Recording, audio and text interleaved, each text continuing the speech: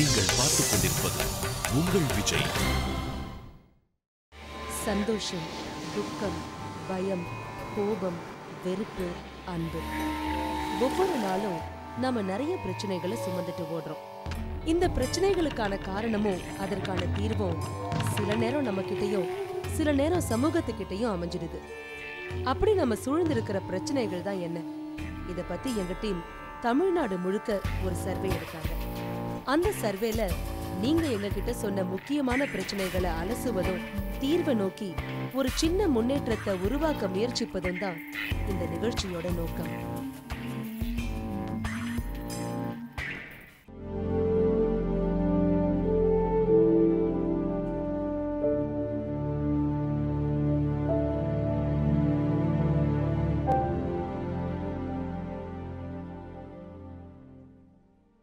எல்லாருக்கும் வணக்கம்.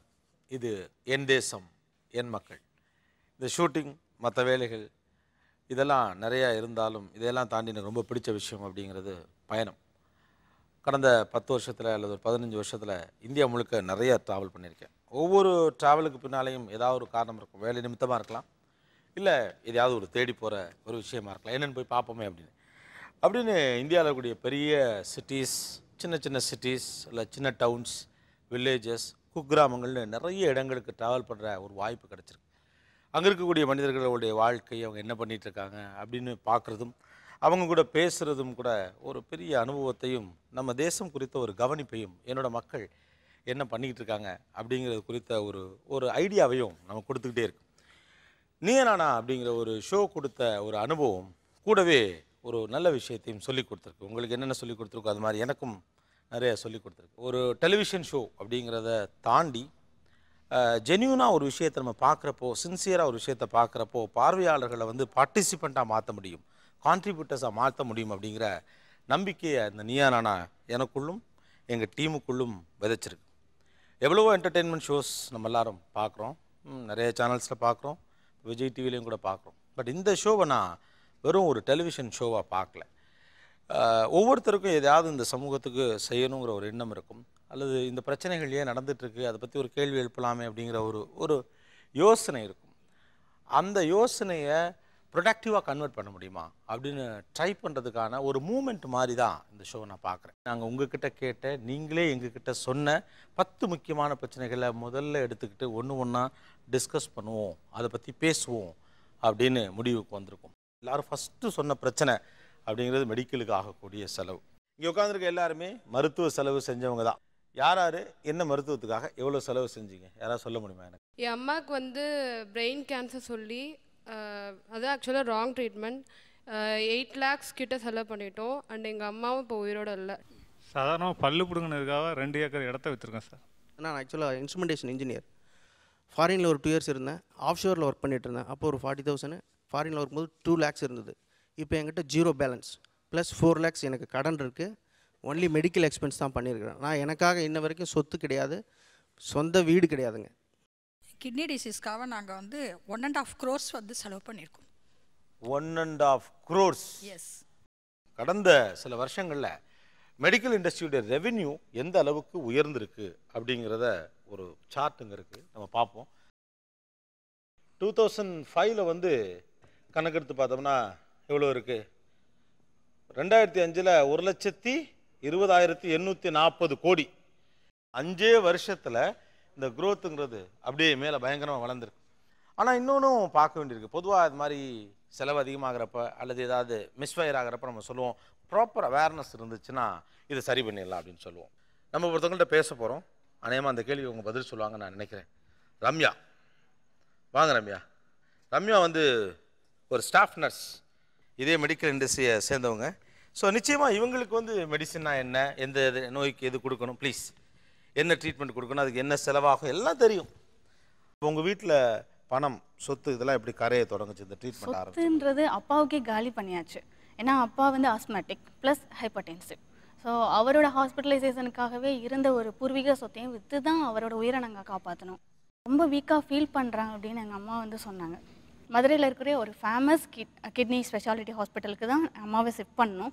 பட் எடுத்த உடனே ஒரு பேஷண்ட்டோட உயிர் அப்படிங்கிறது அந்த இடத்துல முக்கியமாக படலை. அவங்க என்ன சொன்னாங்கன்னா இவ்வளோ ஒரு 25 to 50,000, அதாவது வந்து அவங்க கண்டிஷனை பொறுத்து தான் அதை யார் அமௌண்ட் கேட்குறாங்க. ஒரு 50,000 நீங்கள் வந்து டெபாசிட் பண்ணுங்கள், அப்போ தான் நாங்கள் ஃபர்தர் ப்ரொசீஜர்ஸ் நாங்கள் இது பண்ண முடியும் அப்படின்னு சொன்னாங்க. பிகாஸ் இட் வாஸ் கிரிட்டிக்கல் அந்த டைமில். பட் அப்போது இஷ்யூ என்னென்னா, நான் வந்து ஃபாரின் போகிறதுக்காக அம்மா வந்து பேங்க்கில் லோன் போட்டு அம்மா வாங்கி வச்சுருந்தாங்க 2 lakhs. பட் அந்த அமௌண்ட் மேரேஜ்க்காகவும் இதுக்காகவும் வாங்கி வச்ச அமௌண்ட்டை தான் அப்படியே அம்மாவுக்கு கன்வெர்ட் பண்ணோம். கரெக்டாக ஜூலையில் இஷ்யூ ஃபைண்ட் அவுட் பண்ணோம். ஆகஸ்ட்டில் இங்கே சென்னைக்கு அம்மாவை ஷிஃப்ட் பண்ணிட்டு வந்தோம். ஸோ ஆகஸ்ட், செப்டம்பர், அக்டோபர் மட்டும்தான் எங்களால் டயாலிசிஸ்க்கும் எல்லா ட்ரீட்மெண்ட் இஷ்யூஸ்க்கும் மேனேஜ் பண்ண முடிஞ்சது. அந்த மேனேஜ்மெண்ட் கூட பார்த்திங்கன்னா என்னோடய ஃப்ரெண்ட்ஸ், என்னோடய ரிலேட்டிவ்ஸ், அம்மா இருந்த அந்த வெகுஜன அமைப்புகள்லேருந்து ஒவ்வொருத்தவங்களும் 1000 ரூபாய் 2000 ரூபாய் கான்ட்ரிபியூட் பண்ணி அப்படி தான் அம்மா 3 மாதம் அந்த உயிரை வந்து இது பண்ணோம். பட் ஆஃப்டர் தட் எங்களால் முடியல.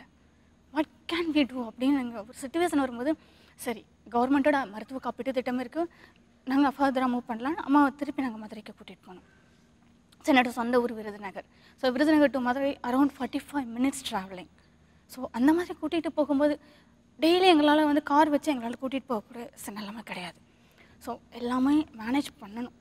ஆனால் ஒரு கட்டத்தில் எங்களால் முடியல. அவங்களால நடக்கக்கூட முடியாத சுச்சுவேஷனில் நாங்கள் பஸ்ஸில் தான் கூட்டிகிட்டு போயிட்டு வந்தோம். எத்தனையோ வாட்டி பஸ்ஸில் ஏற முடியாமல் கீழே விழுந்திருக்காங்க. கீழே விழுந்து ஸ்பைனல் கார்டில் ஃப்ராக்சர் ஆச்சு.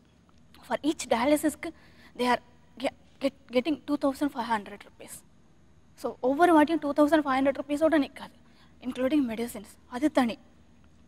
அது போக மற்ற பிளட் ட்ரான்ஸ்ஃபியூஷன் பண்ணணும். ஸோ அதுக்கு நம்ம டோனர் அரேஞ்ச் பண்ணணும். டோனர்னால் என்ன, they are getting the free blood from outside, கிளப்லேருந்து ஒவ்வொரு இடத்துலையும் வாங்குறாங்க. But they are getting the money from us. Reason cross matching அப்படிங்கிற ஒரு இஷ்யூ வச்சு தே ஆர் கெட்டிங் த அமௌண்ட். எனக்கு ஒரு கில்ட்டி ஃபீலிங் இருக்குது, என்னோட அம்மாவை கடைசி வரைக்கும் காப்பாற்ற முடியலன்ட்டு. ஐநோ. ஏன்னா எனக்கு இருக்கிற ஒரு சின்ன ஃபீலிங் என்னென்னா, எங்களை மாதிரி லோவர் மிடில் கிளாஸில் இருக்கிறவங்களுக்கு இந்த மாதிரி ஒரு ரேர் கண்டிஷனுக்கு ஏன் கவர்மெண்ட்டில் வந்து இந்த மெடிசன்ஸ் இல்லை? நாங்கள் ஒவ்வொரு ஹாஸ்பிட்டலையும் ஏறி கதவை தட்டி பார்க்குறோம். தேட்டோட் ஒன்லி நாங்கள் கேன்சருக்கு மட்டும் வெறும் டேப்லெட் மட்டும்தான் நாங்கள் இஷ்யூ பண்ண முடியும் அப்படின்னு. ஆனால் கீமோதெரப்பிக்கு ஒரு இன்ஜெக்ஷனுக்கு 16,000. கிட்டத்தட்ட ஒரு கோர்ஸ்க்கு 4 medicines we have to give. அப்போ ஒரு கோர்ஸோடு நிற்காது கேன்சருக்கு. ஸோ நாங்கள் இந்த சைட் கேன்சருக்கும் கான்சன்ட்ரேட் பண்ணி ஆகணும், இந்த சைட் கிட்னி டிசீஸ்க்கும் கான்சன்ட்ரேட் பண்ணி ஆகணும். எத்தனையோ பேர் இந்தியாவில் இதே மாதிரி டிசீஸில் வெளியே சொல்ல முடியாமல் அந்த கொஞ்ச நாளில் உயிரை இழந்துட்டுருக்காங்க. அதில் எங்களால் முடிஞ்சாலும் ஒரு 6 months லைஃப் எக்ஸ்டெண்ட் பண்ணி என்னோட அம்மா இறந்தாங்க. நீங்கள் நர்ஸுங்கிறதுனால கேட்கணும்னு நினைக்கிறேன், எங்கெல்லாம் உங்ககிட்ட அதிகமாக பணம் பிடுங்கினாங்க அப்படின்னு உங்களுக்கு ஃபீலிங் வந்துச்சு? Unnecessary procedures. அதாவது வந்து இப்போ ஒரு வாட்டி இன்வெஸ்டிகேஷன்ஸ் பண்ணிட்டாங்க, பட் அகெயின் டெய்லி அதே இன்வெஸ்டிகேஷன்ஸ் எவ்ரிடே 5,000 கொடுங்க, 5,000 நம்மக்கிட்ட இன்ஃபார்ம் பண்ண மாட்டாங்க. they will take a blood sample. ஏன்னா இப்போது நான் ஒர்க் பண்ணுற ஹாஸ்பிட்டலில் ஐ கேன் கொஸ்டின், பட் இன்னொரு ஹாஸ்பிட்டலில் போயிட்டு நான் கொஸ்டின் பண்ண முடியாது. ஏன்னா திஸ் இஸ் அவர் ப்ரொசீஜர், உங்களுக்கு இஷ்டமாக இருந்தால் பாருங்கள், கஷ்டமாக இருந்தால் you can go to other hospital அப்படின்னு தான் சொல்லுவாங்களே தவிர அவங்க வந்து நம்ம கேட்குற கொஸ்டின்ஸ்க்கு they never answer. ஸோ அந்த மாதிரி இடங்களில் நாங்கள் வாய்மூடி மௌனிகளாகத்தான் இருக்க வேண்டிய சூழ்நிலைகளுக்கு தள்ளப்பட்டோம். நாங்கள் வேறு எங்கெல்லாம் அதிகமான பணம் வாங்கப்பட்டதாக நீங்கள் நினைக்கிறீங்க? எங்கெல்லாம் மௌனமாக இருக்க வேண்டியிருந்துச்சு? டயாலிசிஸ் பண்ணுற இடத்துல. டயாலிசிஸ் அம்மா என்னால் முடியலை, என்னால் நடக்கக்கூட முடியலைங்கிறாங்க. அவங்களுக்கு தெரியும் ஏன்னா ஒரு 3 days கூட இருக்க மாட்டாங்க. அவங்களுக்குள்ளே பேசிக்கிறாங்க, 3 days கூட இருக்க மாட்டாங்க. பட் வந்துட்டாங்க, டயாலிசிஸ் பண்ணி விடலாம். What is the reason? இந்த இடத்துல ஹியூமனிட்டி எங்கே போச்சு சார்? ஈவன் இந்த ஃபீல்டில் இருக்க ஒத்துக்கிறேன், பட் எல்லா இடத்துலையும் அந்த ஹியூமனிட்டி இருக்கிறது இல்லை. ஜஸ்ட் ஃபார் மணி ஷேக் ஒரு உயிரை கடைசி தருவாயில் கூட அப்படி என்ன ரணப்படுத்தி அனுப்பணும்னு என்ன அவசியம்? As a doctor, as a nurse, யாராக இருந்தாலும் சரி சார், அந்த ஹியூமனிட்டி இல்லாமல் போயிடுச்சுல அந்த இடத்துல. அந்த மணி அப்படிங்கிறது தானே பேஸாக நிற்கிது. ஈவன் கவர்மெண்ட் ஹாஸ்பிட்டல்லையும் கூட தான். ஏன்னா ஒன்று கிடைக்கலாம் நாங்கள் கேட்குறோன்னா they have to give. Affordability இல்லாத எத்தனையோ பேர் ஒன்லி ஒரு 10-15% தே கேன் அஃபோர்டபுளா சார்? இந்த மாதிரி ஒரு எக்ஸ்பென்சிவ். இப்போ மேடம் பேசுனாங்க, அவங்க affordable, she can able to fight. But எங்களை மாதிரி ஆளுங்க நாங்கள் என்ன பண்ணுறது? So we have to go for government hospital. அந்த மாதிரி சிச்சுவேஷனில் அப்போது எங்களுக்கு தேவையான மருந்துகளை கவர்மெண்ட் அட்லீஸ்ட் ஒரு டிஸ்கவுண்ட் ப்ரைஸ், ஒரு கம்மியான ரேட்லையாவது கொடுக்க பார்க்கணும் இல்லையா? போய் கேட்டால் இந்த மாதிரி ஒரு டிசீஸ்க்கு மருந்தே கிடையாது எங்ககிட்ட. வேணா அதுக்கான டேப்லெட் வாங்கிக்கோங்க, ஒரு உயிர் அப்படின்னு பார்க்கணும். ஒரு ஜடமாக பார்க்கக்கூடாது, ஒரு பணம் கறக்கிற ஒரு இயந்திரமாக பார்க்கக்கூடாது. ஆனால் அந்த இடத்துல அதுதான் நடந்தது. எல்லா டாக்டர்ஸையும் நான் குறை சொல்லலை, ஏன்னா நானும் இந்த ஃபீல்டில் தான் இருக்கேன். பட் ஒரு சிலர் பண்ணுற வேலைகள் அப்படின்றது போது ரொம்ப ஹர்ட்டிங்காக இருக்குது சார். இவங்க 2 பேரும் ஃபார்மா இண்டஸ்ட்ரியில் ஒர்க் பண்ணவங்க. ஸோ ஃபார்மா இண்டஸ்ட்ரிக்கும் டாக்டர்ஸ்க்கும் என்ன கனெக்ஷன், என்ன தொடர்பு, அது எப்படி இயங்குது அந்த உலகம் அப்படின்னு தெரிஞ்சுக்கிறோம். அப்படின்னு நீங்கள் எத்தனை வருஷம் இந்த இண்டஸ்ட்ரியில் இருந்தவர்? நான் 10 years அந்த இண்டஸ்ட்ரியில் இருந்தேன். Initially I was started as a medical representative. After that I was promoted as a area manager. சரி. இப்போ ரீசன்ட் 2-3 years பார்த்தீங்கன்னா ஃபாரின் ட்ரிப்ஸ் நிறையா வந்துடுது. அதுக்கு முன்னாடி பார்த்தீங்கன்னா பெரிய கிஃப்ட்டு அந்த மாதிரி கொடுப்பாங்க. That is house hold things. அதுக்கு முன்னாடி அதுக்கு முன்னாடி பார்த்தீங்கன்னா அந்த ஹோட்டல் டின்னர் பார்ட்டி அந்த மாதிரி இருந்தது. ஹவுஸ் ஹோல்டு திங்ஸ்லாம் என்னென்ன கொடுப்பீங்க டாக்டர்ஸ்க்கு? ஏசி அந்த மாதிரி, AC, television, fridge, based on the need. ஒரு புது ஹாஸ்பிட்டல் கட்டுறாங்க, சேர்ஸு, இதெல்லாம் எப்படி ஒரு ரிட்டர்னில் இருக்குமா இல்லை சும்மா அப்படி கிஃப்டாக கொடுத்துறது அந்த மாதிரியா? கிஃப்டாக கொடுக்குறது, but they will convert into the business. உங்கள் கம்பல்ஷனுக்காக அல்லது நீங்கள் கொடுத்த கிஃப்ட்டுக்காக அல்லது ஒரு ரேப்போக்காக ஒன்று எழுதுறாங்க. அது வழக்கத்திலிருந்து எவ்வளவு கூட எழுதுவாங்கன்னு கேட்குறேன். அதான் டூரேஷன் இன்க்ரீஸ் பண்ணி, இப்போ 1 month போகுதுன்னா ஒரு another 1 month they will add. அதே மாதிரி பார்த்தீங்கன்னா இப்போ ஒரு மெடிசன் இருக்குது. யூஸ்வலாகவே எல்லா ப்ரிஸ்கிரிப்ஷன் ஃபினிஷ் பண்ணுறப்போ அதை எழுதி முடிச்சுருவாங்க. மல்டிவிட்டமின் வந்து தேவையில்லையோ ஒரு 3 ப்ராடக்ட் எழுதுறான்னு வச்சுக்கோங்க. ஒரு காஃப் சிரப், ஒரு ஆன்டிபயோட்டிக், ஒரு ஆன்டிகோல்டு, 4th ஷுட் பி அந்த ப்ராடக்ட். அது மல்டிவிட்டமின். அது தேவையில்லாதது. பட் அவங்க சாப்பிடுங்க சத்து மாத்திரை அப்படின்னா அவங்க ஒன்றும் சொல்ல மாட்டாங்க. ஓகே, அது ஹார்ம்ஃபுல்லாகவும் இருக்காது. ஒரு ரிசல்ட் வராதுங்க. அது கொஸ்டின் மார்க் தானே. எக்கச்சக்க மிஷினும் உள்ளே வந்துருச்சு, டெஸ்ட்டும் கூட வந்துருச்சு. இவ்வளவு டெஸ்ட்டுங்கிறது இன்னைக்கு தேவைப்படுதா, இல்லை இதுலேயும் ஒரு அண்டர்ஸ்டாண்டிங்லாம் இருக்கா? ஒரு 20 வருஷத்துக்கு முன்னால் 10% கொடுத்துட்டு இருந்தாங்க. அப்போலேருந்து இருக்கு. சரி, கமிஷனுங்கிறது ஆரம்ப காலத்தில் இருக்குது. நல்ல டாக்டர்ஸ் இருக்கிறாங்க, அவங்க வந்து இன்றைக்கும் வாங்குறது இல்லை. இப்போ எத்தனை? இப்போ வந்து சராசரியாக 50% கமிஷனுங்கிறது எழுதப்படாத விதியாக போயிடுச்சு. 50%. அப்போ 5000 ரூபாய்க்கு ஒரு டெஸ்ட் எழுதுனீங்கன்னா 2500 ரூபா போயிடுது. சாதாரணமாக ஒரு 8000 ரூபா வாங்குற ஒரு சிடி ஸ்கேனாக இருந்தால் அதுக்கு வந்து அந்த எழுதி கொடுக்கக்கூடிய டாக்டருக்கு வந்து சராசரியாக எனக்கு தெரிஞ்ச வரைக்கும் 4000லேருந்து 6000 வரைக்கும் கமிஷன் போகுது. இந்த ஆக்சுவல் காஸ்ட் வந்து ஒரு சிடி ஸ்கேனுக்கு எவ்வளோ தான் இப்போ வச்சிருக்கிறவருக்கு 2000 ரூபா தான் கிடைக்குது. அதில் தான் அவர் எல்லா மெயின்டெனன்ஸும் பார்த்துக்கணும். அல்ல, மெயின்டெனன்ஸும் பார்த்துக்கணும். அப்போ அவருக்கும் அந்த 2000த்துக்குள்ளே மார்ஜினும் இருக்குது, கட்டாயம் இருக்குது. எனக்கு தெரிஞ்ச நண்பர் ஒருத்தர் மதுரையில் லேப் வச்சுருந்தார். அவர்கிட்ட வந்து ஒரு டாக்டர் எழுதின ப்ரிஸ்கிரிப்ஷன் வரும்போது அதில் 2 இங்க் இருக்குது. அதில் ஒரு இங்க் இருந்தால் அதை பண்ணணும், ஒரு இங்க் இருந்தால் பண்ண வேண்டாங்கிறது அவர் சொன்ன தகவல் எனக்கு. ஸோ இந்த மாதிரியும் நடக்குது. அதாவது எழுதி கொடுத்துருவாங்க, ஆனால் நீ பண்ண வேண்டாம்ப்பான்னு அர்த்தம். பண்ண மாதிரி சொல்லிடுவாங்க. ஆமாம், இப்படி இல்லாமாங்க. இவர் சொன்ன டெஸ்ட்டுக்கு பேர் ஜிங்க் டெஸ்ட்.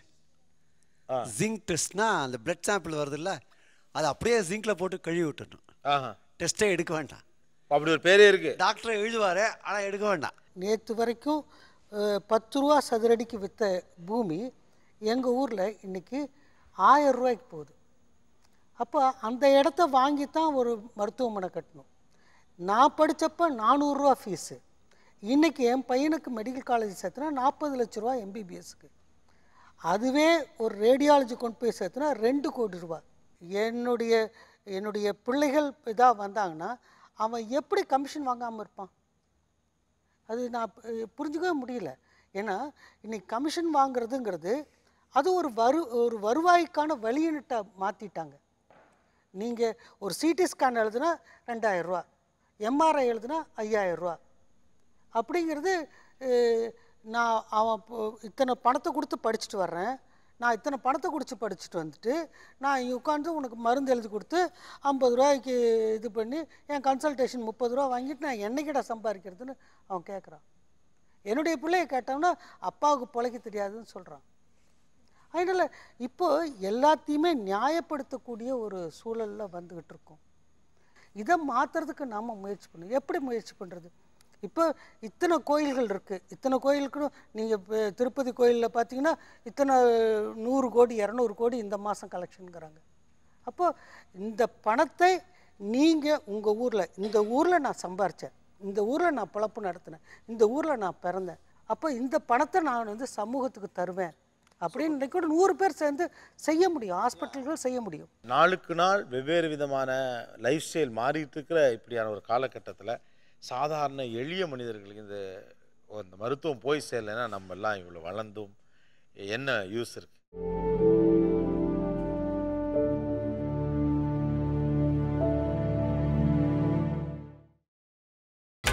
நீங்கள் பார்த்துக் கொண்டிருப்பது உங்கள் விஜய்.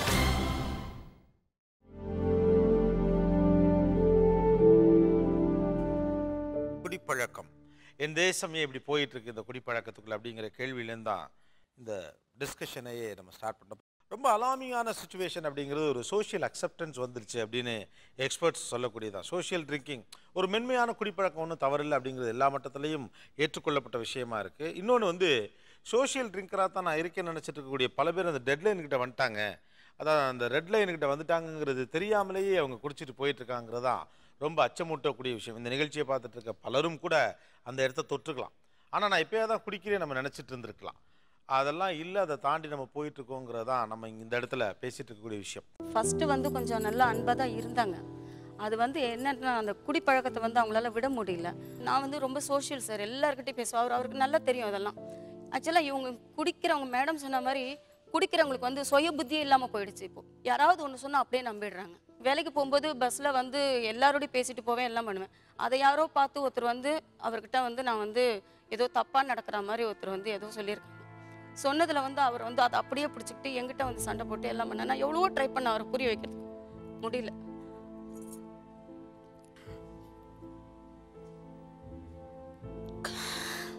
அவர் சொல்லும் போதெல்லாம் நான் நம்பினேன், நீ எனக்கு கிடைச்சிட்டேன்னா நான் குடிக்க மாட்டேன், இந்த பழக்கத்தை விட்டு நான் வெளியே வந்துடுவேன் அப்படின்ட்டு. அது எல்லாமே நான் ரொம்ப முழுமையாக நம்பினேன்.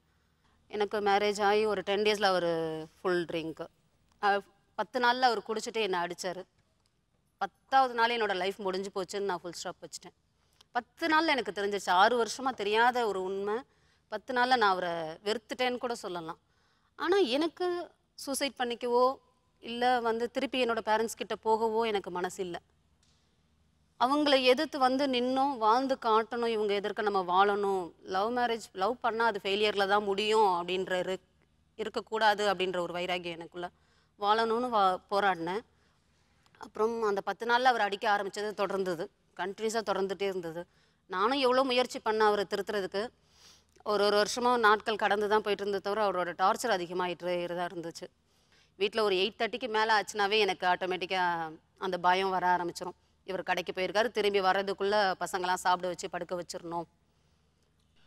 ஆக்சுவலாக அவருக்கு எப்படி இந்த சந்தேகம் ரேகைகள், அந்த சந்தேக ரேகைகள் வர ஆரம்பிச்சது? குடிக்க சந்தேகம் வருது அப்படின்னு எல்லாரும் இவங்களும் சொல்கிறாங்க. குடித்தா சந்தேகம் வர்றதுக்கும் பாசிபிலிட்டிஸ் நிறையா இருக்குன்னு. நீங்கள் எப்படி ஃபீல் பண்ணீங்க? அவர் சந்தேகப்படுறாருங்கிறத எப்படி ஃபைண்ட் அவுட் பண்ணீங்க? என்ன மாதிரியான பிரச்சனைகள் அதனால் வந்துச்சு? வெளியேருந்து வரதுக்கு லேட் ஆகும் அப்படின்னு நான் ஒரு 5 நிமிஷத்தில் அந்த கடைக்கு போய் நாங்கள் கடையில் பால் வாங்கிட்டு இருந்தேன்னு வைங்களேன், அந்த கடையில் நின்று இருப்பார். அவர் ஒரு வீட்டு தெருமுனையில் தான் நிற்பார். அந்த மாதிரி நான் கேட்பேன், என்ன இங்கே தானே நின்றுட்டுருக்கீங்க, ஏன் வரதுக்கு லேட் ஆகணும்? ஏதோ சொன்னேன், வந்துட்டேன், என்ன பண்ண சொல்கிறேன் அப்படின்னு. ரெண்டாவது அதே மாதிரி வீட்டில் ஈவினிங் 8:30க்கு மேலே யாரும் கதவு தட்டக்கூடாது. யாராவது இப்போ ஒரு பால்காரங்க வராங்க அப்படின்னா இப்போ அவங்களுக்கு பேமெண்ட் பண்ணணும். ஒரு குழந்தைய கூட்டிகிட்டு போய் விடுறவங்க வராங்கன்னா அவங்களுக்கு ஒரு பேமெண்ட் பண்ணணும். சரி நான் சாயந்தரம் வாங்கிக்கங்கன்னு சொல்லியிருப்பேன். அந்த டைம் கதவு தட்டக்கூடாது. 9 o'clock மேலே வாட்டர் கேன் போடுறவங்க கூட வீட்டில் வாட்டர் கேன் போடக்கூடாது. நாங்கள் டே ஃபுல்லாக வாட்டர் கேன் உனக்கு சொல்லி வச்சுருந்தோம், நீ இந்நேரத்துக்கு 9 o'clock மேலே எடுத்துகிட்டு வரியா? அப்போ தான் ஆள் யாரும் இருக்க மாட்டாங்கண்ணா அப்படின்ட்டு. யாரும் என்கிட்ட பேசக்கூடாது. நான் ஆஃபீஸ் போகக்கூடாது, நானும் ஆஃபீஸ் போகக்கூடாது. ஆஃபீஸ்லேருந்து ரிட்டர்ன் வரும்போது ஒரு ஸ்வீட் ஆஃபீஸில் இன்றைக்கி செலிப்ரேட் பண்ணாங்க, ஸோ ஸ்வீட்ஸ் நான் எடுத்துகிட்டு வந்திருக்கேன், அதை எடுத்துகிட்டு வரக்கூடாது. ரெண்டாவது என்னெல்லாம் நாங்கள் லவ் பண்ணும்போது ரசித்து மேரேஜ் ஆனால் சாரீ கட்டணும், பூ வைக்கணும், வளையல் போடணும், எப்படிலாம் ஒரு ரசித்து பண்ணமோ அதெல்லாம் அப்படியே கொஞ்சம் கொஞ்சமாக வெறுத்து நான் விட ஆரம்பிச்சிட்டேன். அவர் அதுக்கப்புறம் நான் ஒரு நாள் சாரி கட்டிட்டு போனாலும் என்ன இன்றைக்கி விசேஷம், எங்கே வெளியே போயிட்டு வந்தேன், என்ன இன்றைக்கி வரும்போது பூ வச்சுட்டு வந்திருக்கேன், என்ன இன்றைக்கி என்ன ஸ்பெஷல், இன்றைக்கி யார் ட்ராப் பண்ணா, ஸோ அந்த மாதிரியான ஊடகமான வார்த்தைகளால் சொல்கிறது. அதிகமாக ஒரு பெண்ணுக்கு கணவன் சந்தேகப்படுறது, அதுவும் குடிச்சுவிட்டு அதனால சந்தேகப்படுறது எவ்வளோ பெரிய வலி. அதிகமான ஒரு என்ன சொல்கிறது இருக்கும் சார், ரொம்ப கொடுமை. அந்த நேரத்தில் நாங்கள் செத்து போயிடலான் இருக்கோம். எங்களுக்கு 2003 January 27 என்னோட மேரேஜ். 10 years என்னோட லைஃப் போச்சு. இப்போ எனக்கு 33 இயர்ஸ். ஒரு டைம் மிஷின் இருந்தால் திருப்பி ரிவைன் பண்ணி போயிட மாட்டோமா பேக்கில்? முடிஞ்சு போச்சு, என்னோட லைஃப் முடிஞ்சு போச்சு. எனக்கு லைஃபே இல்லாமல் போச்சு. என் குழந்தைங்களுக்கு அப்பான்ற கேரக்டரே இல்லை. என் குழந்தைங்களுக்கு எல்லாமே நான் கொடுத்துட்ருக்கேன். என்னால் முடிஞ்ச வரைக்கும் ஃபுல்ஃபில் பண்ணணும் எனக்கு முடியாது. But maximum I will try to give. But அப்பான்ற ஒரு கேரக்டரை என்னால் கொண்டுட்டு வந்து கொடுக்க முடியல. அவங்களுக்கு அப்பான்ற பாசமே கிடைக்கல. சத்யநாதன், குடியும் சந்தேகம். இவங்க 2 பேரும் எடுத்துட்டிங்கன்னா காதலித்து தான் கல்யாணம் பண்ணியிருக்காங்க. எதிர்ப்பையும் மீறி கல்யாணம் பண்ணியிருக்காங்க. அந்த அளவுக்கு அன்பு இருந்திருக்கு. அந்த உறுதியான அந்த அன்புங்கிற பாலத்தை உடைக்கக்கூடியது வந்து மது. முதல்ல சின்ன ஒரு வேர் விட்டு துளுக்க ஆரம்பிக்கிறது அந்த சந்தேக உணர்வு. இப்போ இந்த ஒத்தல்லோ சிண்ட்ரோம்னு சொல்லுவோம். எப்படி வந்து ஒத்தல்லோங்கிற வந்து ஷேக்ஸ்பியர் நாவலில் ஒரு டெஸ்டமோனா வந்து தன்னுடைய கர்ச்சீப் இன்னொருத்தன்ட்டு இருக்கிற ஒரு சின்ன ஒரு அற்ப விஷயத்தை வச்சுட்டு அவளையே கொலை பண்ணக்கூடிய அளவுக்கு அந்த சந்தேகம் ஏற்படும். ஸோ இந்த டெலூஷன்ஸ் அப்படின்னு சொல்லக்கூடிய அந்த சந்தேகம் ஏற்பட்ட பிறகு இந்த ஆல்கஹாலில் இந்த டெலூஷனல் டிசார்டர்னு சொல்லுவோம். கொஞ்சம் கொஞ்சமாக சந்தேகம், ஒரு சந்தேக உணர்வு ஏற்பட்டவுடனே ஏன் அவன்கிட்ட பேசுகிறா, ஏன் அவன்கிட்ட சிரிக்கிறா, ரொம்ப பேசுகிறாங்க, ஒரு சோஷியல் இதை வந்து ஒரு தப்பான கண்ணோட்டம். ஸோ மறந்தவன் கணக்கு 2 எல்லாம் பேய்ங்கிற மாதிரி ஒரு தப்பான எண்ணங்கள் வந்தபோது ஒவ்வொன்றுக்குமே வந்து அது கொஞ்சம் கொஞ்சமாக பில்டப் ஆகி அவங்க 2 பேருக்குள்ள ஒரு பிரிவு ஏற்படுற அளவுக்கு வந்து அந்த டெலூஷன்ஸ்ங்கிறது டெவலப் ஆகுது. ரெகுலர் ஆல்கஹால் கன்சம்ஷனால செக்ஷுவல் இம்பார்ட்டன்ஸ் வர சான்ஸ் இருக்குது. அது என்ன ஆகுறதுன்னா அது கான்ஃபிடென்ஸ் திருப்பி குறைச்சிட்டு இந்த மாதிரி சந்தேகம் எல்லாம் அதிகமாயிட்டு வருது. But how to handle this? நீங்கள் சொல்லிங்க young people are drinking it. அவங்களுக்கு என்ன புரிய வைக்கணும்னா regular use of alcohol can actually impair sexual functions. அப்போ 20 வயசில் ஒருத்தர் குடிக்க ஆரம்பிக்கிறான் அப்படின்னா அவன் 28 வயசில் கல்யாணம் பண்ணுறப்போ அது யோசிக்கணும். If I continue this it can effect my sexual life in it. இல்லைன்னா என்ன ஆகுறதுன்னா இந்த மாதிரி சந்தேகம், டொமெஸ்டிக் வயலன்ஸ் தொழில செக்ஷுவல் வயலன்ஸ் கூட அமைக்கிறதுக்கு அதிகமாக சான்ஸ் இருக்குது. இது வந்து நீங்கள் கான்ட்ரிபியூட் பண்ண வேண்டிய ஒரு ஷோ. குடி என்கிற ஒரு விஷயம் வந்து என்னென்ன டைமென்ஷனில் என்னென்ன பாதிப்புகளை ஏற்படுத்துது அப்படிங்கிறத அவரவர் மனிதனில் அவரோட அனுபவத்திலேருந்தும் எக்ஸ்பர்ட்ஸ்கிட்டேருந்தும் நம்ம கேட்டு எடுத்துகிட்டு வந்திருக்கலாம். இன்னைக்கு குடிக்க வேண்டாம்ப்பா, நாளைக்கு குடிப்போம்னு கொஞ்சம் ஒத்தி போட்டால் கூட நல்லது தான். குடிக்கவே மாட்டேன்னு ஒரு முடிவு எடுக்கிறதும் ரொம்ப நல்லது.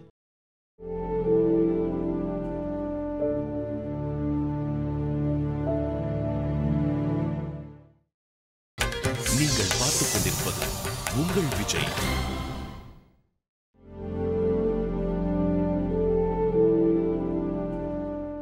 ஒரு யூகத்துக்கு இந்த கேள்வியை நான் உங்ககிட்ட வைக்கிறேன். அல்லது நீங்கள் கேள்விப்பட்ட வகையில் மகாராஷ்டிரா இருக்கு, அல்லது வேற சில ஸ்டேட்ஸ் எல்லாம் இருக்கலாம், டெல்லி.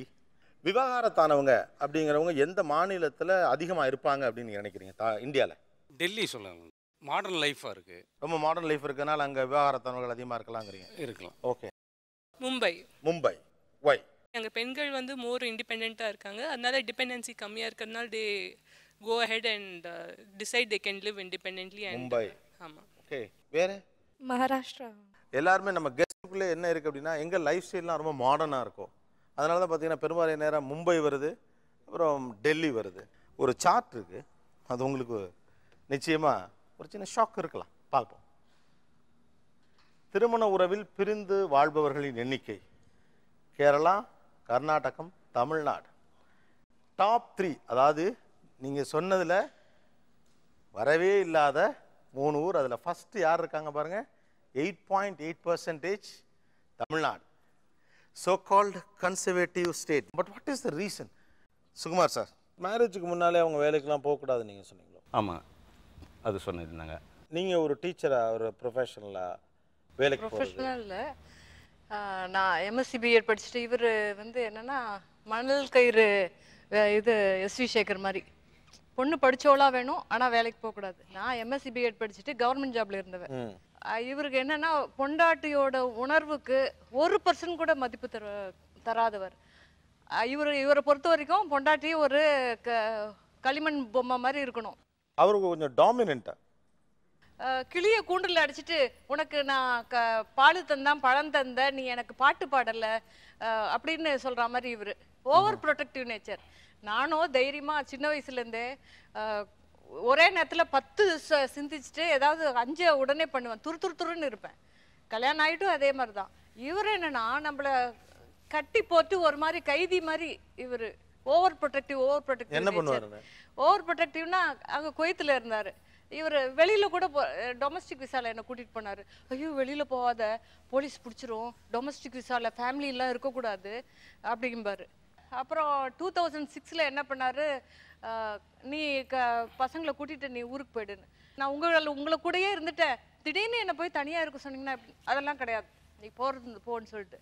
அதுக்கு ஒரு முறையான காரணத்தையும் அவர் சொல்லலை, எல்லாம் அவர் வச்சு தான் சட்டம். அப்புறம் இவர் ஊரில் அமிச்ச உடனே ஒரு சுதந்திர காற்றை அனுபவிச்சேன். ஏன்னா அந்த அளவுக்கு எனக்கு சுதந்திரமாக இருந்தது. தங்கச்சி செத்தப்போ என்ன சொன்னார்னா, என் தங்கச்சி ஒன்று தான் என்னை லவ் பண்ணா, நீ என்ன லவ் பண்ணல, இதே தான் இன்னைக்கு வரைக்கும் சொல்லிட்டுருக்காரு. அப்புறம் டாக்டர்கிட்ட சைக்கியாட்ரிஸ்ட்டு போனால் என்ன சொன்னார், என் பொண்டாட்டி என்னை லவ் பண்ணுறாளான்னு கேட்டு சொல்லுங்கன்னு டாக்டர்கிட்ட சொல்கிறாரு. அதே கொஸ்டின் கேட்குறேன் சார், அதை கேட்டு சொல்லுங்கள் சார். இல்லை, 2 எக்ஸ்ட்ரீம் கேரக்டர்ஸ் ஆக்சுவலாக. அவருக்கு நீங்கள் 25 years of living, right? ஆமாங்க, முடிஞ்சதுங்க. இந்த 25வது திருமண நாள் அப்படிங்கிற ஒரு ஸ்பெஷல் இல்லை? ஆமாங்க. அன்னைக்கு என்ன பண்ணீங்க? அதை நீங்கள் சொல்கிறீங்களா நான் சொல்லட்டுங்களா?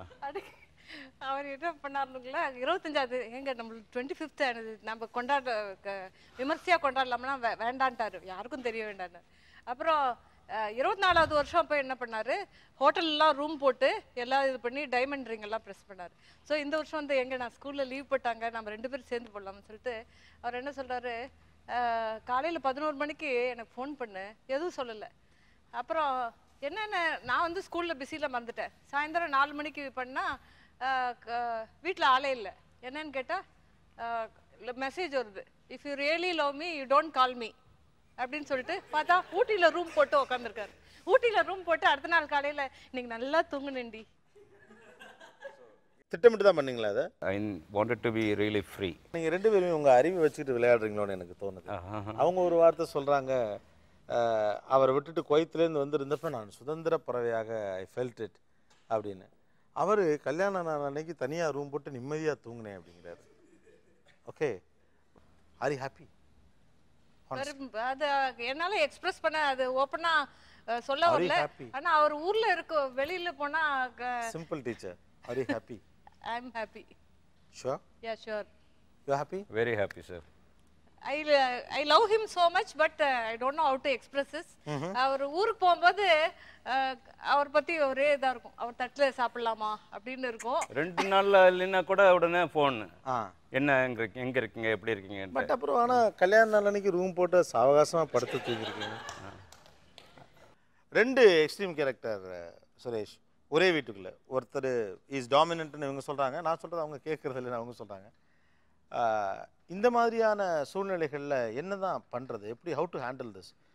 2 பேருமே அவங்கவுங்களுடைய குணாதிசயங்களில் அடுத்தவங்க மேலே திணிக்க பார்க்குறாங்க. அந்த திணிப்பு தான் வந்து பிரச்சனைகளை உண்டு பண்ணுது. நான் வந்து என் மனைவியை மாற்ற முடியாது. பல பேர் வந்து டாக்டர் எப்படியாவது என் மனைவியை மாற்றிருப்பாங்க. அது தெரிஞ்சிருந்தா முதல்ல என் மனைவியை நான் மாற்றிருப்பேன்னு சொல்லுவேன். யாரையும் மாற்ற முடியாது. மாற்றணும்னு நினச்சா ஏமாற்றம் தான் அடைவோம். நம்ம தான் மாற்றிக்க முடியும். என்னுடைய குணாதிசயங்களை நான் மாற்றிக்கொள்ள முடியும். என்னுடைய குணாதிசயங்களை மாற்றிக்கொள்வதன் மூலம் ஒருவேளை என்னுடைய மனைவிட்டிருந்து மாற்றங்களை ஏற்படுத்தலாம். அதே மாதிரி தான் மனைவி சில மாறுதல்களை ஏற்படுத்துவதன் மூலம் கணவன்கிட்ட சில மாறுதல்களை ஏற்படுத்தலாம். குடும்ப உறவிலும் சில டேஞ்சர் ஜோன்ஸ் இருக்குது.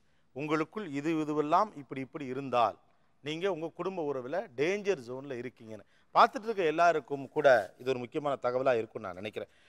கடந்த கால பிரச்சனை எல்லாத்தையும் தோண்டி எடுத்து மீண்டும் மீண்டும் சண்டையிடுவது, அற்ப காரணங்கள் கூட தினமும் சண்டைக்கு காரணமாகிறது. அதுக்கு காரணம் அதுக்கு முந்தினது. வீட்டிற்கு திரும்புவதற்கு விருப்பம் இல்லாது போது கலந்து பேசி முடிவெடுப்பது கிடையாது. யார் முடிவெடுத்து ஜெயிக்கும் என்கிற ஈகோவை தலை தூக்கும். அடுத்தது நம்பிக்கையான விஷயங்களை பேச தயக்கம், குடும்பமே வேண்டாம் என சொல்லுது. அப்புறம் பிரச்சனைகளுக்கான தீர்வை தேடாமல் அதை பற்றி பேசி பேசி பெரிய பிரச்சனையாக்குவது, பேச்சுவார்த்தை குறைந்து போகுது. அடுத்த கேட்டகரி வேறொரு உறவு. அடுத்தது பாலியல் உறவில் நாட்டமின்மை. ஸோ இந்த கேட்டகரியில் 1 by 1 நம்ம வந்தால் நம்ம டேஞ்சர் ஜோனில் இருக்கோம்னு அர்த்தம். Don't use harsh words. You don't deserve my love சொல்லாதீங்க. உன்னோட வாழவே பிடிக்கல சொல்லாதீங்க. ஐ ஹேட் யூ சொல்லாதீங்க. Because you love her, you love him. No, இது பழைய பிரச்சனை கிடையாது. இந்த வரதட்சணை, மாமனார் மாமியார் கொடுமை, இதெல்லாத்தையும் தாண்டி இன்றைக்கி திருமண உறவு முறிதலுக்கான காரணங்கள் நிறைய இருக்குது. அதைத்தான் இந்த ஷோ காட்டியிருக்கு. ஏன்னா இதுதான் கான்டெம்பரரியோட இஷ்யூ. காஞ்சித்துறையோட இஷ்யூ பேர் வைக்கிறதுல தொடங்குது, 4 முடி நரைச்சிருக்கிறதுல தொடங்குது, ஒரு பக்கம் ஃபோன் வர்றதுல தொடங்குது, இன்னொரு பக்கம் டாமினன்ஸில் இருக்குது, இன்னொரு பக்கம் ஃபினான்ஷியல் இன்செக்யூரிட்டியில் இருக்குது, இன்னொரு பக்கம் ஐடியாலஜியில் இருக்குது, ஒரு பக்கம் தன்னுடைய வாழ்க்கையை மாற்றி அமைச்சுக்கணும்னு நினைக்கிறவரால் உறவு சிக்கல்களில் இருக்குது, ஆண் பெண் உறவில் இருக்குது. பட் இதெல்லாத்தையும் தாண்டி கோப்பப் பண்ணி வாழ்கிறது தான் வாழ்க்கை. Because life is beautiful. இது ஒரு ஸ்பார்க்கை தட்டிட்டோன்னு நம்புகிறேன். அவ்வளோதான் ஷோவோட ஐடியாவும் கூட.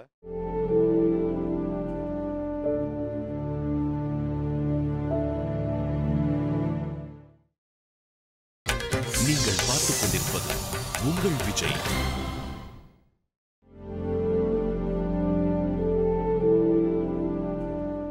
₹15,000 ஒரு பரிசு பொருளை குழந்தைக்கு வாங்கி கொடுக்குறோம். அதோட டைம் ஸ்பெண்ட் பண்ணுறோம். அப்புறம் குழந்தையாவே மாறி அதோட விளையாடி சிரித்து அதுக்குன்னு அது பேசுகிற மொழியிலே நாமும் பேசி குட்டிக்கரணெல்லாம் போட்டு it's a great feeling of course. ஆனால் இன்னொரு பக்கம் நாம் குழந்தையாக இருந்தப்போ நம்மளை இப்படியெல்லாம் பண்ண இன்னைக்கு வயசாக இருக்கவங்கள பெரியவங்களாக மாறி இருக்கவங்கள முதுமையில் இருக்கிறவங்கள நம்ம எப்படி பார்த்துக்கிட்டு இருக்கோம் அப்படின்னு ஒரு கேள்வி உறுத்திக்கிட்டே இருக்குது. இங்கே இருக்கவங்கள யாருக்கெல்லாம் அந்த மாதிரி கேட்கும், பிள்ளை கூப்பிடுற மாதிரிலாம் தோணுமா? திடீர்னு தூக்கி போடும், அவ குரல் கேட்குற மாதிரி இருக்கும். Grandpa what are you doing here அப்படின்னு அவ கேட்குற மாதிரி அம்மாயின்னு கூப்பிடுவாங்க. என் பேரன் அம்மாயி அப்படின்னு கூப்பிட்ற மாதிரி இருக்கும். நான் தான் வளர்த்தேன் 2 வயசுலேருந்து, குழந்தையிலேருந்து நான் தான் வளர்த்துருக்கேன். இப்போ சேலத்தில் படிச்சுட்டு இருக்கான். இப்போ எனக்கு வந்து அந்த ஃபீலிங் இருக்குங்க. இப்போ வந்து கூப்பிட்ற மாதிரி தோணும். அம்மாயின்னுக்கும் கூப்பிடுவான், அம்மாயி அப்படின்னு கூப்பிட்ற மாதிரி தோணும். என் பக்கத்தில் தான் படுத்துட்டு இருப்பான். இப்போ வந்து இன்ஜினியரிங் ஃபஸ்ட் இயர் படிக்கிறாங்க. ஆனால் இப்போ சூழ்நிலை வந்து பிரிஞ்சிருக்க மாதிரி தான் சூழ்நிலை. கட்டாயம் பிரிஞ்சு தான் இருக்கணும். ஆனால் எனக்கு அந்த ஃபீலிங் இருக்குது. 2வது மகனுக்கு மக பிறந்தா. எனக்கு பொண்ணே கிடையாது. அது குழந்தை பிறந்தவே எனக்கு ரொம்ப சந்தோஷம். பொன் குழந்தை பிறந்திருக்கு. ஆனால் நானே வளர்த்தேன். அதை வளர்த்துட்டு இப்போ காலேஜ் முடிச்சுட்டு வேலைக்கு போகிறான். என்கிட்ட பேசுகிறதே கிடையாது.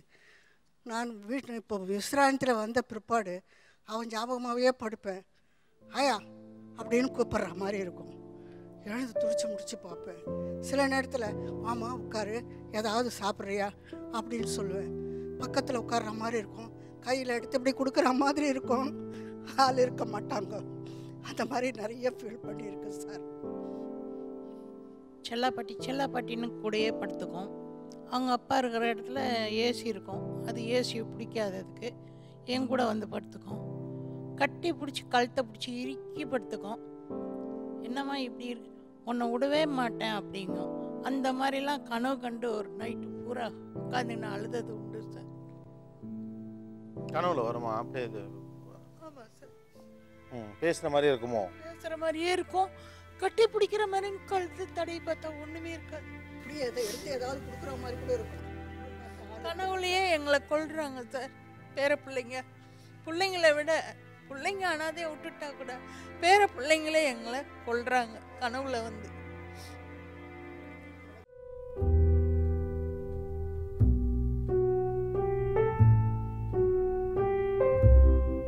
நம்ம எங்கே வெளியே போனாலும் எல்லா இடத்துலையும் ஸ்டெப்ஸ் தான் பார்க்குறோம்.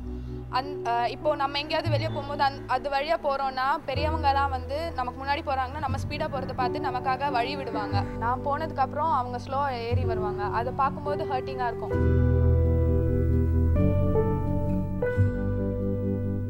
ஒரு இடத்துக்கு போகணுன்னு ஆசைப்படுறோம். அந்த படிக்கட்டை பார்த்தாலே போகிறதுக்கு மலுவாக தெரியுது. இந்த படிக்கட்டு ஏறி இந்த இடத்துக்கு போகணுமான்ற ஒரு யோசனை பண்ண வேண்டியதாகுது.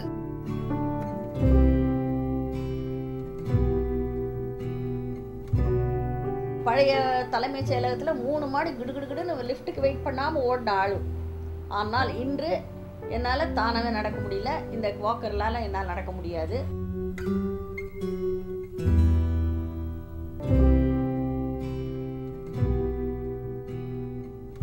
இப்போ 2-3 படி இருந்துன்னா ஒரு கால் ஒரு படியில் இன்னொரு கால் இன்னொரு படியில் நார்மலாக நம்ம வைத்து ஏறுவது வழக்கம்.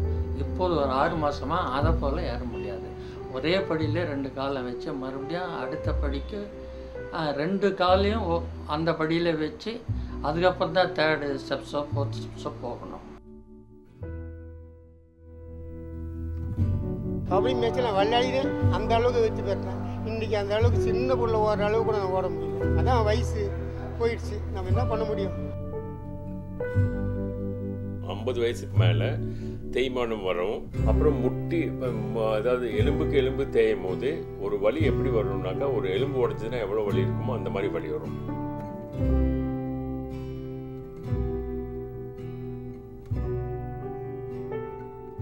பானுமதி, ஒவ்வொரு வயசில் கல்யாணம் பண்ணுறதுக்கு ஒவ்வொரு காரணம் இருக்குது இல்லையா? வாட் எவர் சடன் எந்த வயசில் கல்யாணம் பண்ணாலும் கம்பானியன்ஷிப் இஸ் வெரி இம்பார்ட்டன்ட். உங்களுக்கு எப்போ திருமணம் நடந்தது?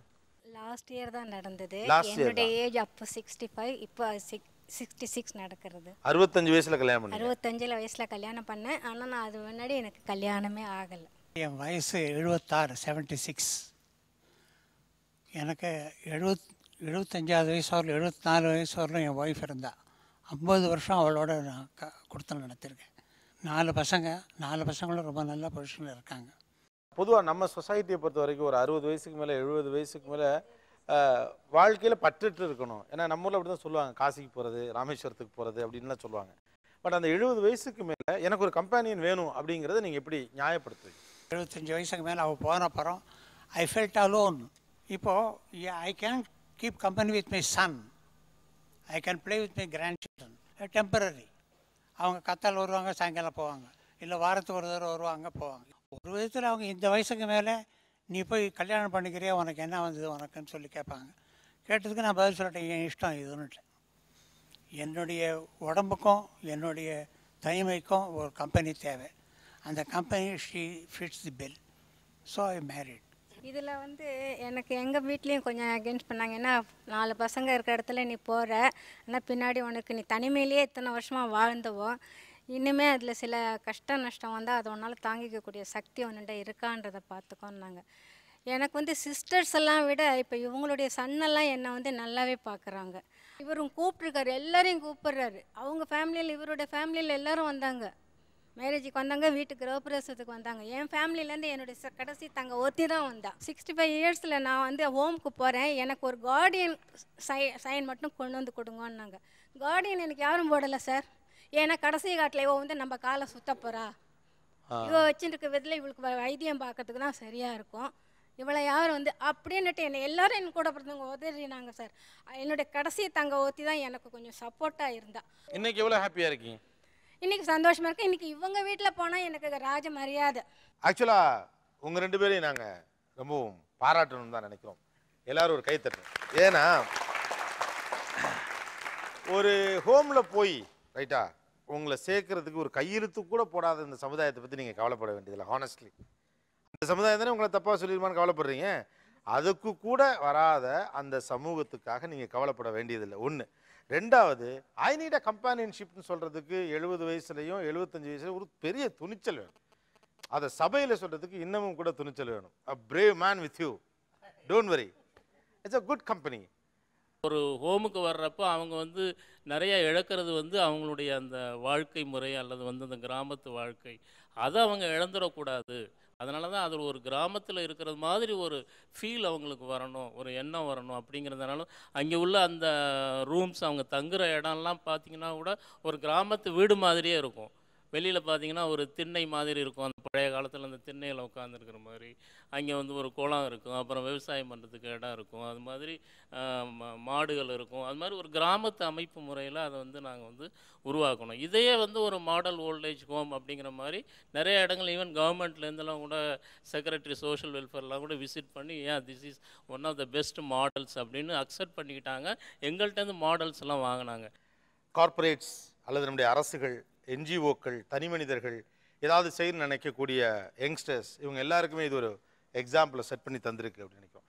பெரியவங்களை வந்து ஃபினான்ஷியலாக பாதுகாத்துக்கிறது, மருந்து வாங்கி கொடுக்குறது, இதெல்லாத்தையுமே நம்ம ஒரு பெரிய சாதனை மாதிரி நம்மளுக்குள்ளே நினச்சிக்கிறோம். பட் அதை தாண்டி ரொம்ப முக்கியமான விஷயம், அவங்கள மனிதர்களாக வைத்துக்கொள்ளுது. ஆக்டிவாக அவங்களுக்கும் ஒரு வாழ்க்கை இருக்குது. They want enjoy. அந்த பாட்டி டான்ஸ் ஆடினதை பார்த்தப்போ நமக்கு வந்து சிரிப்பு வந்திருக்கலாம், but they want to dance. அதான் உண்மை. நாமவே 60 வயசுக்கு மேலே அதெல்லாம் கிடையாதுன்னு முடிவுக்கு வந்துடும். அவங்களாகவே இருக்க விடுதல் அப்படிங்கிறது ஒரு முக்கியமான இடம். That's called civilization. இந்தியாவில் இது மாதிரியான ஹோம்ஸ் அல்லது அந்த வில்லேஜஸ் உருவாகணும் அப்படின்னு சொல்லப்படுது. இது வந்து முதியோர் இல்லங்கள் நிறையா உருவாகிறது தப்பாச்சு அப்படிங்கிற பார்வையிலேருந்து பார்க்குறப்ப தவறாக தெரியல. ஆனால் நான் முதல்ல சொன்ன மாதிரி ஒரு 2050 அந்த மாதிரி இடத்துல இங்கே ஒரு 30 கோடி முதியோர்கள் இருக்க போகிறாங்க. அவங்களுக்கான வாழ்க்கை என்ன, அவங்களுக்கு நம்ம என்ன செய்ய போகிறோம், மருந்து வாங்கி கொடுக்குறது, அவர் என்ன சாப்பிட்டீங்களா அப்படின்னு ஒரு கேள்வி கேட்குற தவிர வேறு என்ன செய்ய போகிறோன்னு ஒரு கேள்வி எழுப்பினோம்னா அவங்களா வாழ்கிறதுக்கான ஒரு சூழலை உருவாக்கி தர வேண்டிய பொறுப்பு நம்ம எல்லாருடைய கையிலையுமே இருக்குது.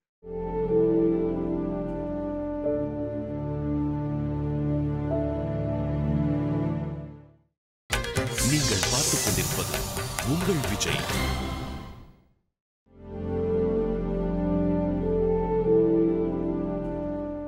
பொருளாதாரம் சார்ந்து ஆண்கள் சந்தித்து கொண்டிருக்கக்கூடிய பிரச்சனைகள் என்னென்ன சொல்ல முடியுமா? மெயினாக house loan EMI sir. House loan EMI. எங்கே ஒர்க் பண்ணுறீங்க நீங்கள்? ஐடியில் தான் இருக்கேன்.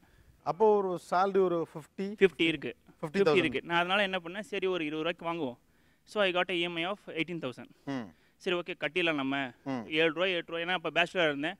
சரி அப்புறமேல கல்யாணம் ஆனால் ஏதாவது ஸ்கிப் பண்ணி புது கம்பெனிக்கு போகலாம் அப்படின்னு நினச்சி பண்ணேன். ஸோ நான் எவ்வளோ கட்டினாலும் அந்த டெனவர் குறையவே இல்லை. டேக் ஹோம் 50,000 ரூபாய். இந்த 50,000 ரூபாயில் உங்கள் பட்ஜெட் எனக்கு சொல்ல முடியுமா? 23 ரூபா இஎம்ஐ, ஹவுஸ் இஎம்ஐ.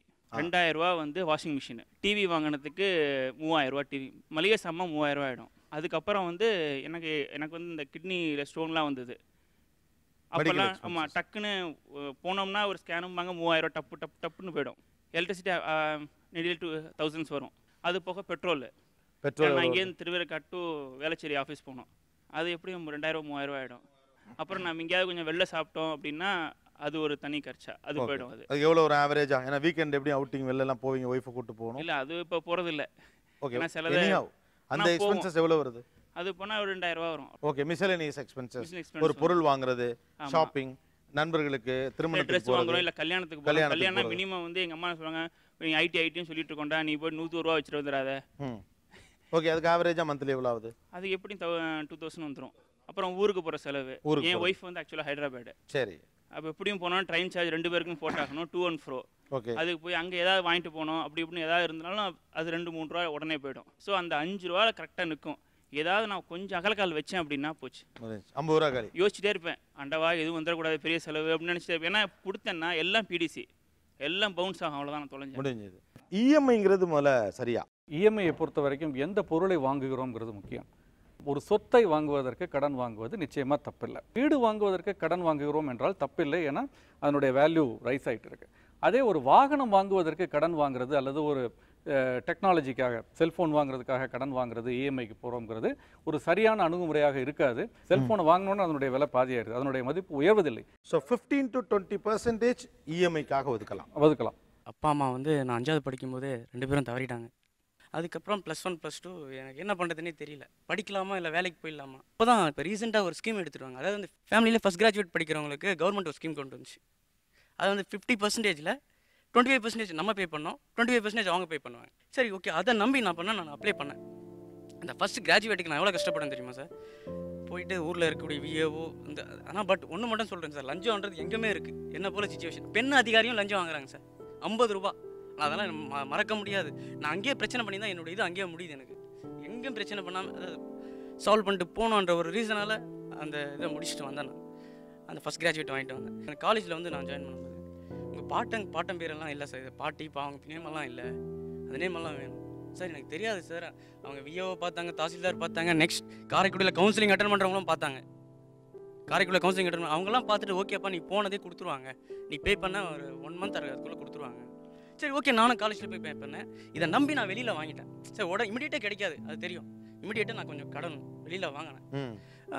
பட் அதுக்கு எனக்கு கிடைச்ச ரிசல்ட் வாங்கிட்டேன். இந்த காலேஜில் போய் நான் கொடுக்குறேன் சார், இது எப்போ கிடைக்கும்? ஒரு 7 என்ன சொல்கிறது பா, 8-9 மாதம் ஆகும்பா. 8-9 மாதம் நான் சாதாரணமாக சொன்னாங்க.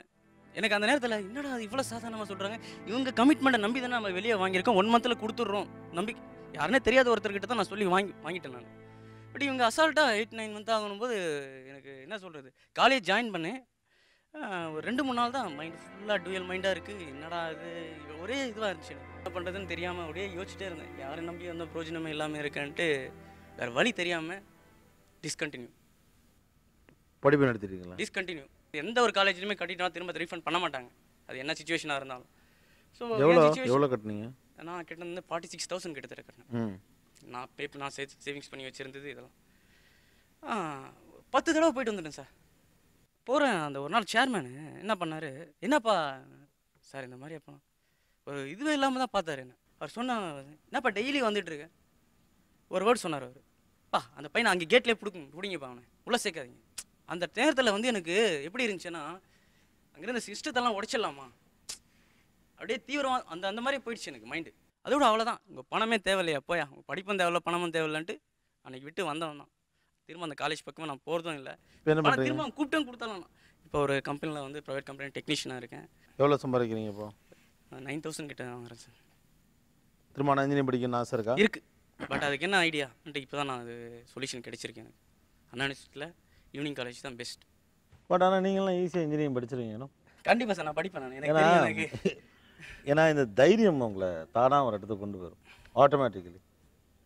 ஒரு சின்ன கைத்தட்டு கூட அவரை ஒரு இடத்துக்கு கூட்டு போகணும்னு நினைக்கிறேன்.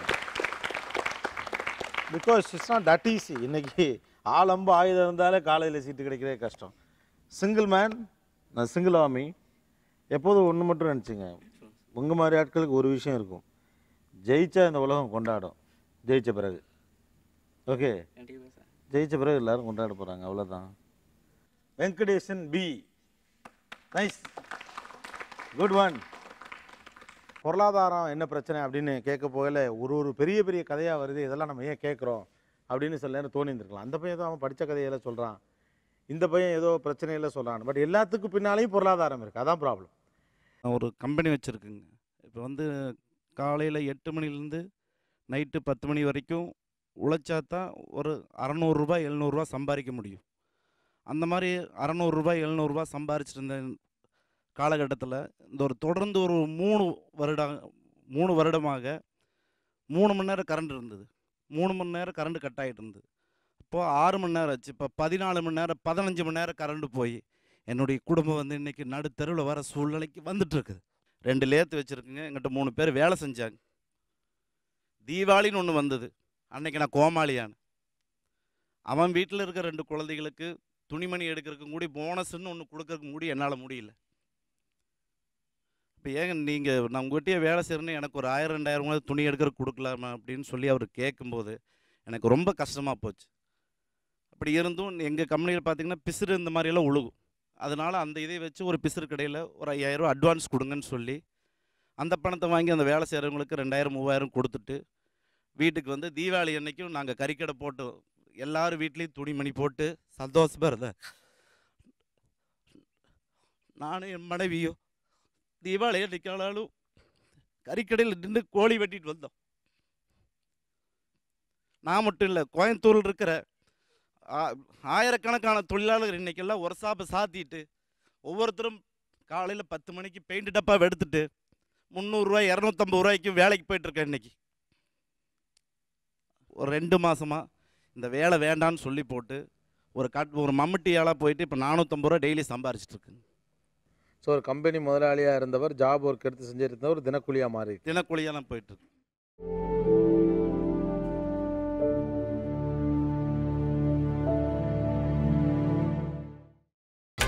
நீங்கள் பார்த்துக் கொண்டிருப்பது உங்கள் விஜய். மேரேஜ் ஆகி 25 வருஷம் ஆகுது. அப்படி இருக்கும்போது எங்கள் ஹஸ்பண்ட் 15 வருஷமாக நல்லா வச்சுருந்தார். இப்போ 10 வருஷமாக தான் நான் ரொம்ப கஷ்டப்படுறேன். குழந்தைங்க கிடையாது, வீட்டு வாடகை 1500 ரூபா. எங்கள் வீட்டுக்காரர் குடிக்க இறந்துட்டார். 3 வருஷம் ஆச்சு. அப்போ நான் 500 1000 அங்கங்கே கடன் வாங்கி வாடகை கொடுக்கணும், சாப்பிடணும், இப்படியா கொஞ்சம் கொஞ்சமாக கடை வாங்கி ரொம்ப ரொம்ப கஷ்டப்பட்டேன். சரி மீன் வியாபாரம், பக்கத்தில் ஒருத்தவங்க மீன் வியாபாரம் பார்த்தாங்க. அவங்கக்கிட்ட கேட்ட மீன் வியாபாரத்துக்கு என்னை கூட்டிகிட்டு போங்கன்னு சொல்லி காசிமேட்டில் போய் மீன் எடுத்துகிட்டு வந்து தெருவிலலாம் போய் ரொம்ப கஷ்டப்பட்டேன். அப்படி வட்டி தான் கொடுக்க முடியும் என்னால். வீட்டு வாடகை கொடுக்க முடியாது, சாப்பிட முடியாது. எத்தனையோ நாள் பட்னியாக கிடந்திருக்கு. இப்போ ஒரு 1.5 வருஷமாக என்னால் வட்டி கொடுக்க முடியல. ஏன்னா வட்டி அந்தளவுக்கு ரொம்ப அதிகமாகிருச்சு. அதனால ரொம்ப அசிங்கமாக பூ விற்றுக்கிட்டு இருப்பேன் நைட்டில் உட்காந்து. அசிங்கமாக நீ எல்லாம் எதுக்கு உயிரோடு இருக்கிற, நீ வந்து தூக்க மாட்டி சாவுன்னு கேட்டிருக்காங்க. அந்த கடன் கொடுத்தவன் ஒருத்தன் வந்து நீ வேணா ஒரு நாளைக்கு என் கூட வந்து இருந்துரு, காசை கழிச்சிக்கலாம் அப்படின்லாம் கேட்டிருக்கேன். ரொம்ப அவமானப்பட்டிருக்கேன், இன்னும் கஷ்டப்பட்டுக்கிட்டு இருக்கேன். இப்போ தலைமறைவாக நான் இருக்கிற மாதிரி ஒரு லேடிஸ் ஹாஸ்டலில் எனக்கு வேலை கிடச்சிருக்குது. இன்றைக்கி நான் சாகாமல் உயிரோடு இருக்கிறது அந்த ஹாஸ்டல் பிள்ளைங்க தான் என்னை உயிரோட காப்பாற்றிக்கிட்டு இருக்காங்க. உண்மையாலுமே இந்த இடத்துக்கு வந்தது அவங்களால. நான் ரொம்ப நொந்து இன்னைக்கு நான் செத்திருந்தாரு கண்டிப்பாக 1 வருஷம் ஆயிருக்கும் சார். நான் உயிரோடு இன்னைக்கு இருக்கிறேன். கணவர் கிடையாது, குழந்தை கிடையாது. இயல்பாகவே வெளியாளுங்களுக்கு ஒரு துணிச்சல் வருது, என்ன வேணாலும் பண்ணலாம் அப்படின்னு. ஆனால் ரொம்ப இரக்கமான சமூகம்னு இந்த சமூகத்துக்கு ஒரு பேரும் இருக்குது. எவ்வளோ இருக்குமா அவங்க கடன் மொத்தமாக? 5 லட்சம் இருக்குது. கொஞ்சம் ப்ராஸ்பெரிட்டியை என்ஜாய் பண்ணிட்டு இருக்கக்கூடிய middle class, what is real expense, எது இன்வெஸ்ட்மெண்ட்டு, எது செலவு, டெப்ரிசியேஷன் உள்ளது எது, எதிர்காலத்துக்கு பயன்பட போகிறது எது, என்னென்ன மாதிரியான இன்வெஸ்ட்மெண்ட் ஆப்பர்ச்சுனிட்டிஸ் இருக்குது, எது சரி எது தப்பு, கிரெடிட் கார்டை எப்படி பயன்படுத்தணும் பயன்படுத்தக்கூடாது, பர்சனல் லோன்னா என்ன, அதுக்கு எவ்வளோ பிடிக்கிறாங்க, பர்சனல் லோனுக்கு பதிலாக வேறு எதுவும் செய்யலாமா, பணத்தை வச்சு பணம் பண்ணுறது எப்படின்னு கொஞ்சம் ப்ரொடக்டிவாக யோசிக்கிற, அதை பற்றி அறிவை வளர்த்து கொள்கிற பார்வை நமக்கு வேண்டியிருக்கு. தலாய் லாமா வந்து ஒரு அழகான ஒரு வார்த்தை சொன்னார். இந்த உலகம் முழுவதும் எல்லாரும் அமெரிக்கன் வே ஆஃப் லைஃப் வாழ ஆசைப்படுறாங்க. அப்படி எல்லாரும் வாழ ஆசைப்பட்டபடி வாழணும்னு நினச்சா அவ்வளோ ரிசோர்ஸே இந்த உலகத்தில் இல்லை. Best wishes to all. Thank you, thanks lots. இந்த ஷோவில் கலந்துக்கிட்டு பெஸ்ட் விஷஸ்மா. சீக்கிரமாக சந்திப்போம். இன்ஜினியராக